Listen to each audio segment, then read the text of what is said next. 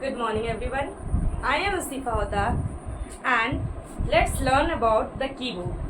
जैसे कि हम लोगों ने पिछले टॉपिक्स में पढ़ा था कीबोर्ड के बारे में।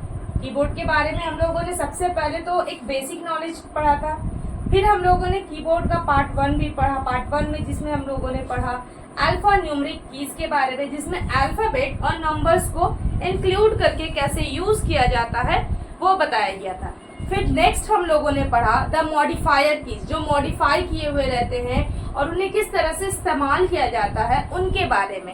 अब नेक्स्ट ये एक फाइनल पार्ट होगा और इसमें हम लोगों सीखेंगे अलग अलग तरह की चीजें, जैसे कि द न्यूमरिक कीपैड क्या होता है, इनके क्या यूजेस है और किस तरह ये इस्तेमाल होते हैं उनके बारे में।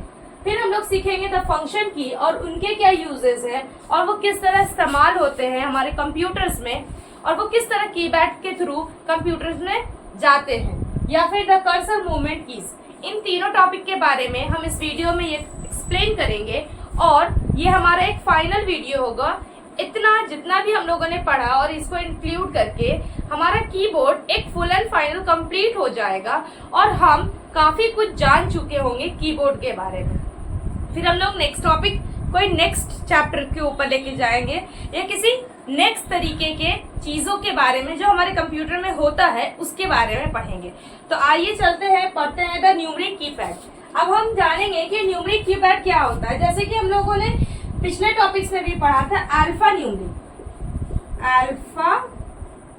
न्यूमरिक, तो उसमें बस हम लोगों ने ये जाना था कि अल्फाबेट और नंबर्स जिसमें भी इंक्लूड होते हैं उन्हें हम अल्फा न्यूमरिक कहते हैं। लेकिन अब हम लोग को जानना है सिर्फ और सिर्फ न्यूमरिक के बारे में कि न्यूमरिक कीपैड क्या होता है।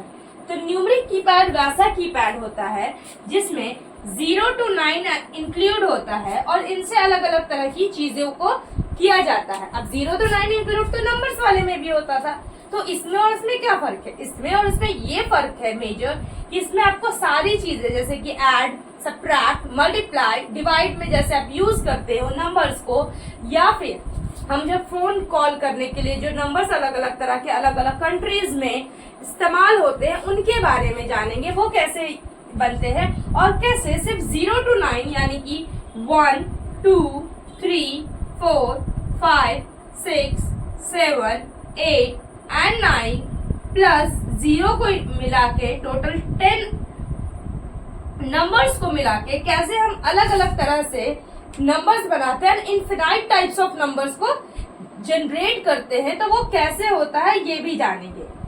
तो आइए जानते हैं न्यूमरिक कीपैड के बारे में। न्यूमरिक कीपैड यानी कि 0 to 9। अब 0 to 9 पहले सीधा सीधी चीज देख लेते हैं, किसमें हेल्प होगा? हमें ऐड में हेल्प होगा, क्योंकि ऐड करने टाइम हम नंबर्स का यूज करते हैं, सब्ट्रैक्ट करने टाइम हम नंबर्स का यूज करते हैं, मल्टीप्लाई करने टाइम हम नंबर्स का यूज करते हैं, एज वेल एज डिवाइड करने टाइम भी हम नंबर्स का यूज करते हैं ना। अब इसमें जो नंबरिक है वो किस तरह से शो होता है? ऐड का तो जैसे ऐड में शो होता है वैसे ही होता है, सब्ट्रैक्ट का डैश के रूप में शो होता है, और ये आपके कंप्यूटर में अलग अलग जगह यूज हो सकता है। अगर आप मैथमेटिकली यूज कर रहे हो तब तो ये सब्ट्रैक्ट है, वरना ये एज अ डैश भी यूज होता है। अगर हम किसी सेंटेंस में लिख रहे हैं और हमें उसमें डैश डालना है तो वहां भी यूज होता है। नेक्स्ट है मल्टीप्लाई, इसको हम अभी छोड़ते हैं। और नेक्स्ट है डिवाइड। डिवाइड में हम लोग स्लैश यूज करते हैं, और ये स्लैश भी इंग्लिश में अगर हम कुछ लिख रहे हैं तो वहां भी यूज हो सकता है, किसी दो चीज में चुनना होता है तो वहां भी यूज होता है, और अगर मैथ्स से यूज करें तो ये डिवाइड का काम करता है। मल्टीप्लाई में दूसरा चीज होता है, इसे कहते हैं एस्टरिस्क।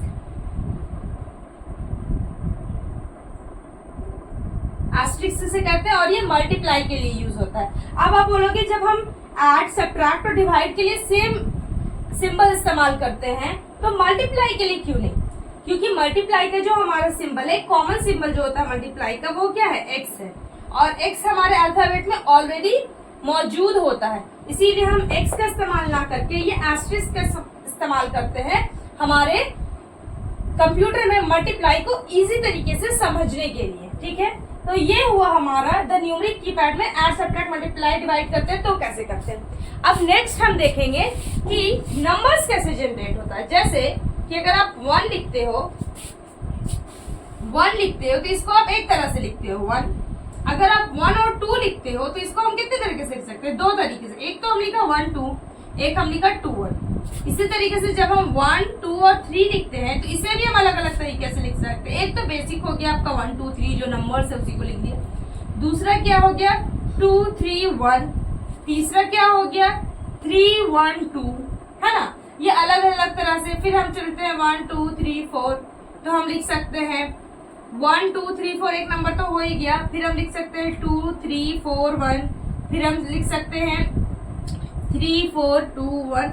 इस तरह से हम कई एक नंबर्स बनाते चले जाते हैं। और जैसे जैसे ये नंबर्स की क्वांटिटी बढ़ती है, क्वांटिटी यानी डिजिट्स बढ़ती है, वैसे वैसे ये vast variety of number generate कर देता है। अब आप कहोगे कैसे vast variety of number generate करता है। यहाँ पे तो मोस्टली अगर हम एक दो नंबर और बनाएंगे तो फिर ये बाकी नंबर सेम होने लगेगा। आप जहां तक जानते होंगे हम लोग सब सिम कार्ड यूज करते हैं। सिम कार्ड में आप देखे होंगे कि अलग अलग तरह का नंबर्स यूज होता है। अलग अलग तरह का नंबर यूज होता है। रहता तो वो 0 to 9 ही के बीच में है। टोटल 10 नंबर्स ही रहता है ना, 10 नंबर्स ही रहता है और वो 0 to 9 के बीच में ही रहता है।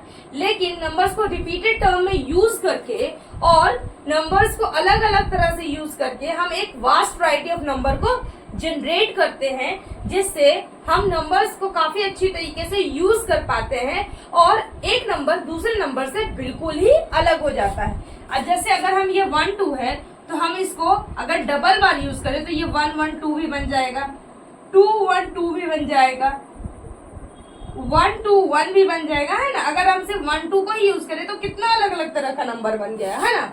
1 2 1 2 1 2 1 2। तो क्या है कि सिर्फ 1 2 को ही यूज करके सिर्फ आप 2 ही डिजिट यूज कर रहे हो 1 2, लेकिन आप उसके नंबर्स को बढ़ा रहे हो तो आप vast variety of number generate कर सकते हो। तो सोचो जब 0 to 9 नंबर्स को आप इंक्लूड करते हो एक सिंगल लाइन में तो आप कितने तरह के नंबर्स को जनरेट कर सकते हो। आप सिम्स में देखते हो अभी तो कॉमनली 3-4 ही नंबर्स है जो सिम्स के आगे में रहता है, जैसे कि 9 रहता है, 8 रहता है, 7 रहता है और 6 रहता है। बेसिकली अभी आप अगर इंडियन हो तो आप यही 4 नंबर्स के सिम को यूज करते होगे। सिम को यूज करने का ये मतलब है कि आपके स्टार्टिंग नंबर चाहे तो 9 होगा, 8 होगा, 7 होगा या फिर 6 होगा। अगर आप इंडिया में रहते हो और इंडियन सिम इस्तेमाल करते हो तो आपके नंबर्स इन्हीं 4 डिजिट से स्टार्ट होंगे। आगे में +91 लगा हुआ हो सकता है तो ये इंक्लूड नहीं होता। ये आपका कोड है कि इंडिया का नंबर है तो वहां +91 हर नंबर के साथ लगा रहेगा। लेकिन बाकी के जो 10 अंक होते हैं, इन 2 अंक को छोड़ के बाकी के जो 10 अंक होते हैं वो 9 8 7 और 6 से ही स्टार्ट होता है। तो ये हुआ था न्यूमरिक कीपैड कि आप नंबर से कितने अलग अलग तरह की चीजों को जनरेट कर सकते हो, कितनी वास्ट वैरायटी ऑफ नंबर्स को बना सकते हो। तो ये हमें पता चलता है नंबर्स से। अगर हम नंबर्स के बारे में जानेंगे तो ही हम जनरेट कर सकते हैं ना अलग अलग तरह का नंबर। या फिर अगर बेसिक भी आपको एक्सेल में कुछ बना रहे हो, आपको मार्क्स को ऐड करना है या बिल बना रहे हो, बिल के अमाउंट को ऐड करना है तो ऐड सब्ट्रैक्ट मल्टीप्लाई डिवाइड का यूज करके ही आप बिल्स को ऐड करते हो, मोस्टली ऐड का यूज करके। या फिर जीएसटी वगैरह लगता है तो उसमें आपको इंक्लूड करना है, या फिर आपको ऑफर मिल रहा है, कोई डिस्काउंट मिल रहा है तो उसमें आपको घटाना है। तो ये सब क्या होता है कंप्यूटर के थ्रू होता है और इन्हीं सारी चीजों को यूज करके किया जाता है। तो ये जनरली हुआ द न्यूमरिक कीपैड के बारे में। अब नेक्स्ट हम लोग पढ़ते हैं द फंक्शन की के बारे में। फंक्शन की आपके कीपैड पे होगा, आप अगर देखोगे तो सबसे ऊपर लाइन पे शो होता होगा F1 F2 F3 and so on. F1 F2 F3 जो आप देखे होगे, F जो है ये यहाँ फंक्शन के लिए यूज किया जाता है।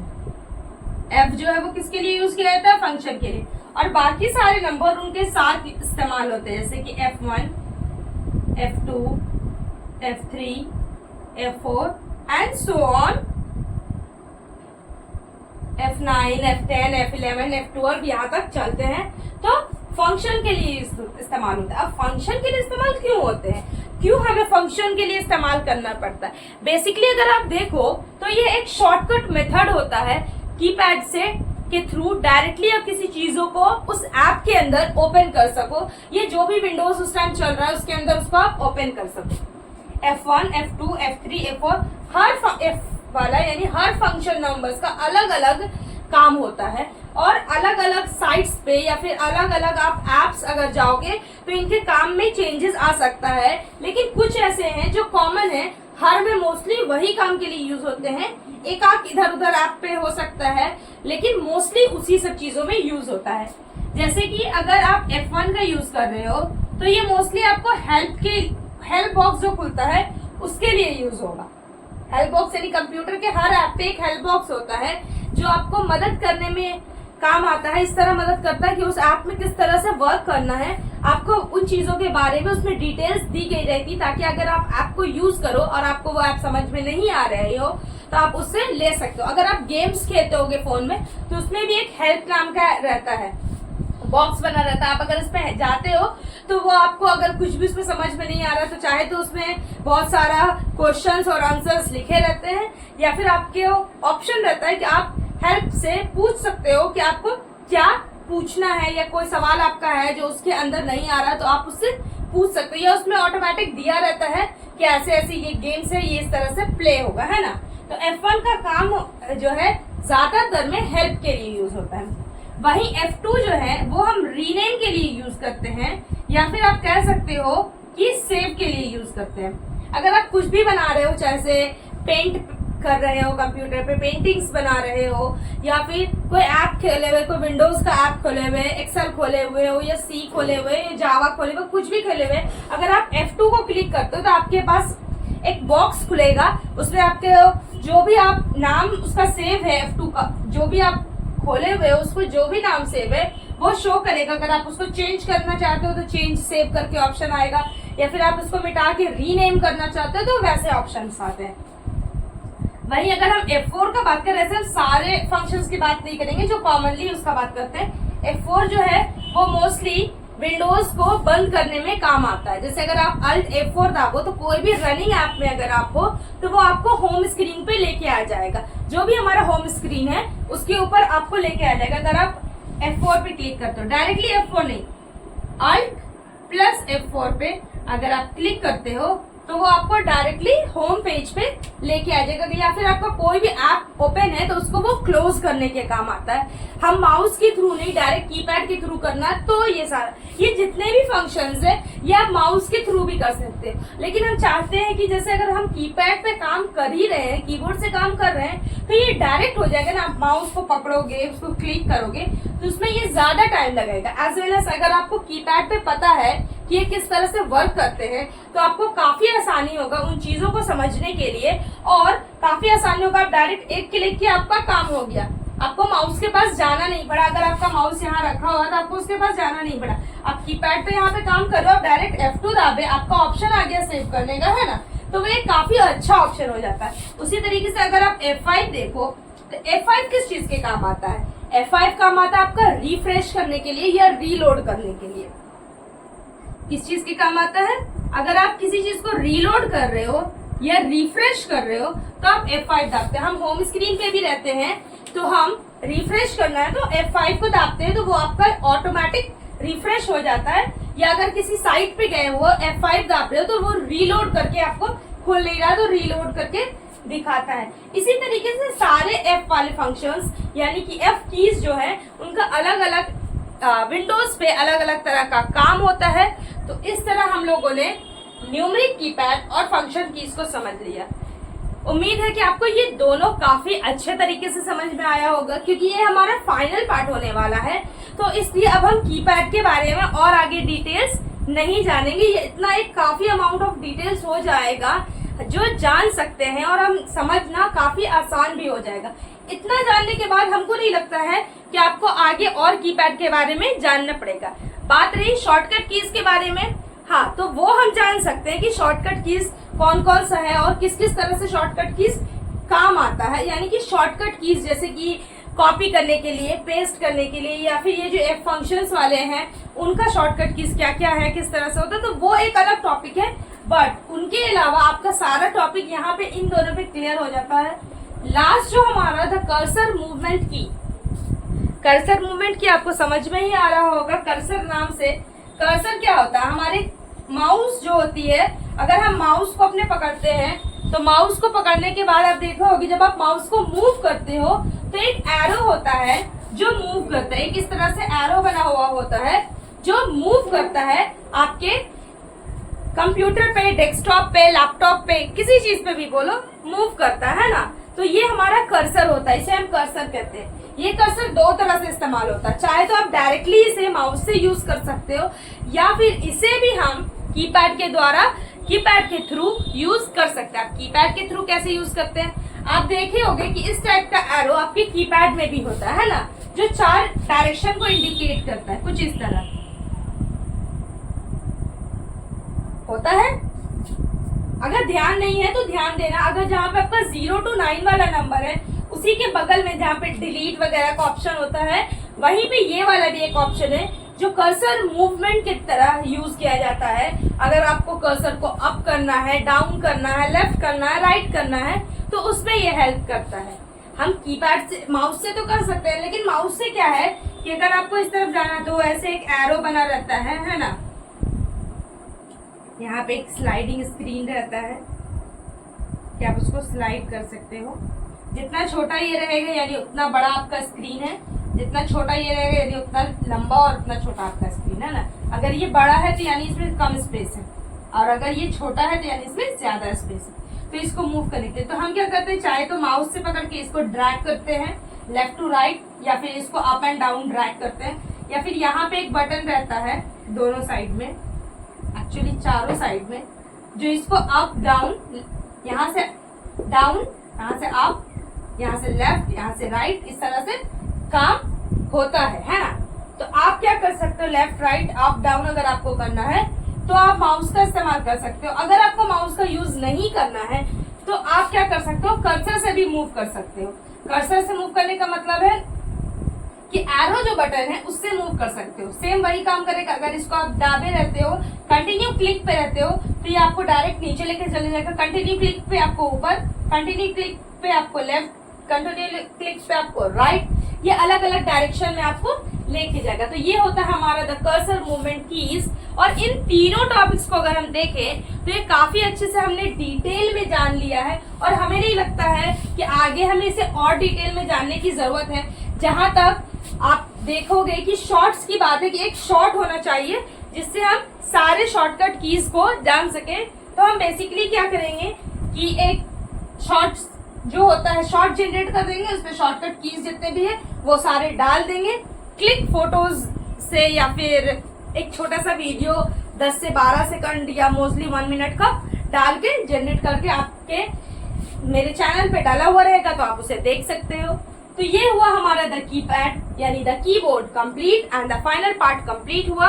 अगर आपको मेरा वीडियो पसंद आया हो तो वीडियो को लाइक करें, चैनल को सब्सक्राइब करें और मेरे वीडियो को ज्यादा से ज्यादा शेयर करें। अगर आपको कुछ भी इस पे पूछना है तो आप कमेंट बॉक्स में कमेंट कर सकते हैं। तब तक